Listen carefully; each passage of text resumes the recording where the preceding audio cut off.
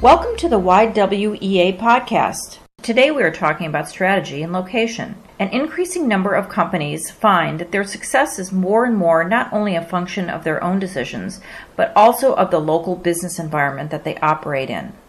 The research in this area was conducted to better understand the link between business environments and company strategies. We are here with Christian Ketels, member of the Harvard Business School faculty at Professor Michael Porter's Institute for Strategy and Competitiveness. Christian, thank you for being with us today. It's a pleasure. What is the relation between globalization and a company's location? Yeah, I think globalization has a two-sided effect on a company's location. So first of all, there is a competition effect, and then there is the internationalization effect. So what's the competition effect? Globalization really has meant for a lot of companies that the extent of competition and rivalry they're exposed to has risen dramatically over recent years. And we've seen that in many countries, that companies that used to compete only with their peers in basically the same business environment around them are now faced with companies that come from very different business environments in other locations.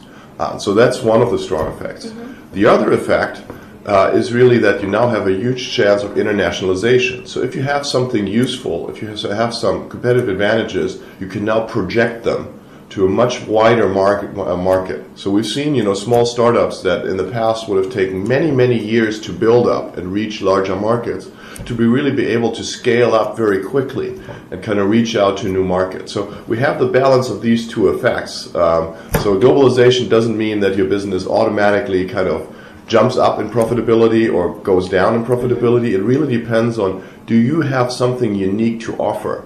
Then the globalized marketplace is a much more inviting environment for companies. How can a company be competitive in the global market? Well, I think the real core is really to have a good strategy.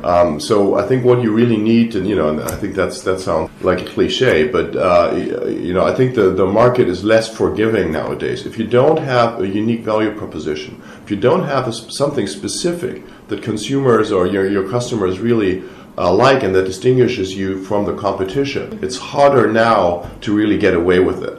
So in the past, when you had smaller markets and you didn't have globalization, not as much competition, you were probably, the only show in town. So, people just had to, buy your product or get your service because there wasn't that much choice. Now there is lots of choice. So at the core is really you have to have a good strategy at the heart of your company. The second step then is, okay, how do you harness the opportunities that globalization and the internationalization agenda give you? And that has a lot to do with how do you organize your value chain, really your set of activities that support your strategic positioning in the marketplace by tapping in the unique advantages of different locations. So how do I make sure that I tap into the right knowledge pool, whether it's Silicon Valley or it's somewhere in China or Brazil or Italy, and then tie this together? I think that's really what the globally most successful companies have been able to do. Have a good strategy to start out, and then have a global strategy that really brings the advantages of global locations together in the activity net that support the positioning that you have in the market. What is the impact of a company's original location on its strategy? I think what you find is that, of course, in principle, companies are completely free to set the strategy as they want. But they do this in a given context. So I think they look at specific opportunities more than they would look at others. So one of the things, to pick a specific example, I looked for a number of years back at a Norwegian company, Fast Search and Transfer. Fast Search and Transfer is pretty much like Google. They have a very good search engine on the internet. But these guys are located in Norway. They're at the Norwegian Technical University and kind of came up with their algorithms.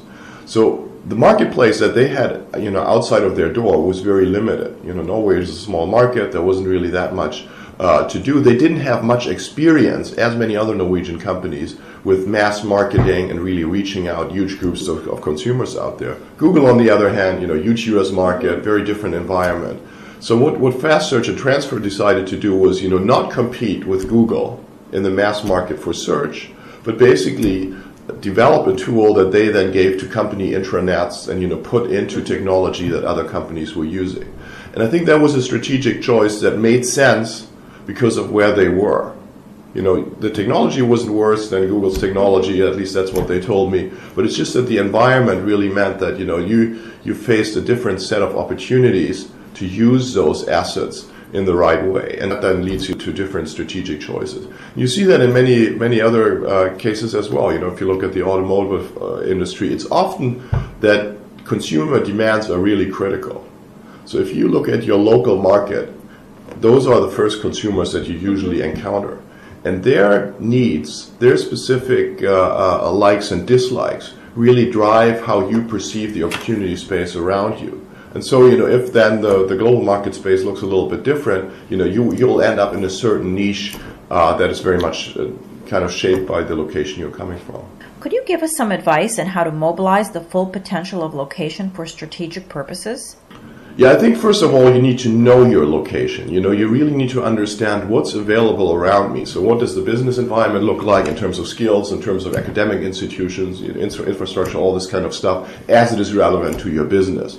So you have to understand, how do we stand there relative to locations where my competitors are located? Where are we stronger? Where's my location stronger? Where's my location weaker? I think then the second level is you need to understand what are the other businesses, what are the other economic activities that you find in your location. We see more and more that companies don't do it all in-house. They are basically part of an ecosystem, and you work with a lot of partners. And so you need to figure out, how does the unique mix of companies that you see in your location enable me to do things that companies in another location wouldn't do. So we're here in Boston, and here for one of the areas where this region is really great as is medical devices.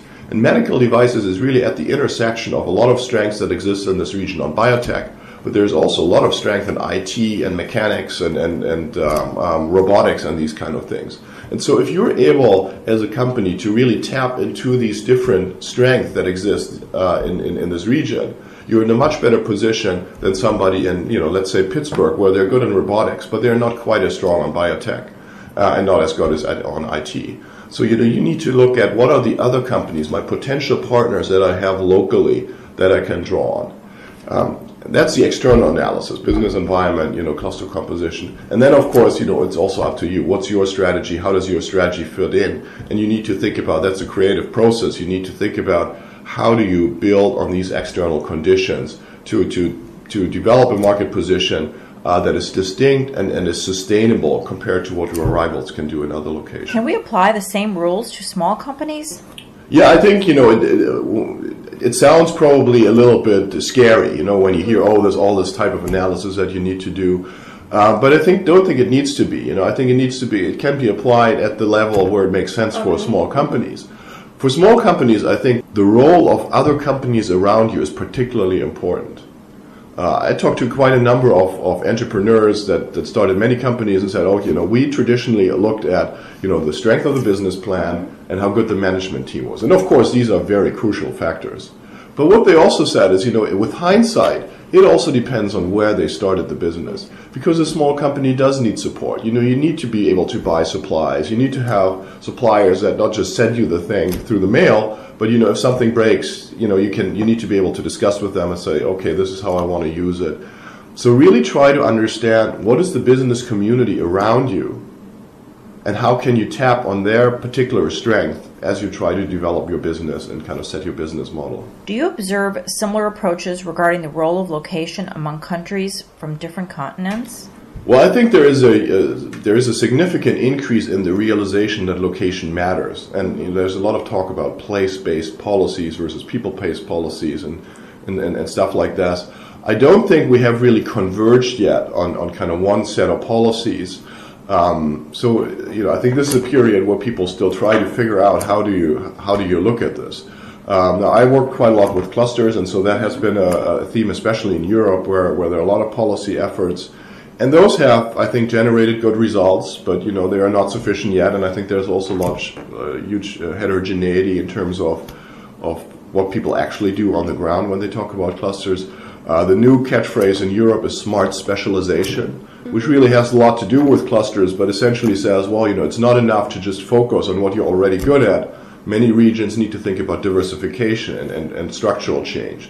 And so how do you, rather than just, wouldn't it be nice to have an IT cluster, identify clusters where you actually have a shot, given where you currently are in terms of economic specialization. So I think we're getting there and having more and more practical tools, but it hasn't really come together yet as kind of one new agenda or dogma that could be applied. What is the link between low-cost strategy and location? So I think economic development is development through stages, and quite often the entry stage for the least developed countries is low cost, and low cost here is achieved because inputs cost little.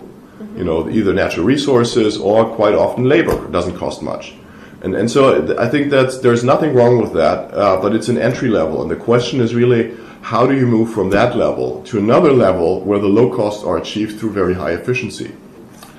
And that requires kind of changing a wide range of policies. There is no one silver bullet, because productivity in an economy depends on a lot of factors, from the business regulation to skills to infrastructure and what have you. It's a very broad range of efforts. I've been able to do a lot of work on Vietnam over the last 2 years. And I think Vietnam is a very good example where they basically said, stage one is we just need to integrate our economy in the global economy to make sure that our poor people get a job. It's a poor paid job, it's a low productivity job, but it's still higher wage than what they would have gotten in subsistence agriculture. And I think that has driven in Vietnam huge prosperity gains over the last couple of years. Now, but the next level has to be, of course, that these people become more productive. To achieve that, you need to think about your education system, about your infrastructure, blah, blah, blah. So there's a broad range of things. Taking these things in steps and thinking about what's the next level that you can reach and how can you kind of rephrase the competitive advantages of your location, I think that's a critical question for economic development strategies. Thank you. That was Christian Ketels, member of the Harvard Business School faculty at Professor Michael Porter's Institute for Strategy and Competitiveness.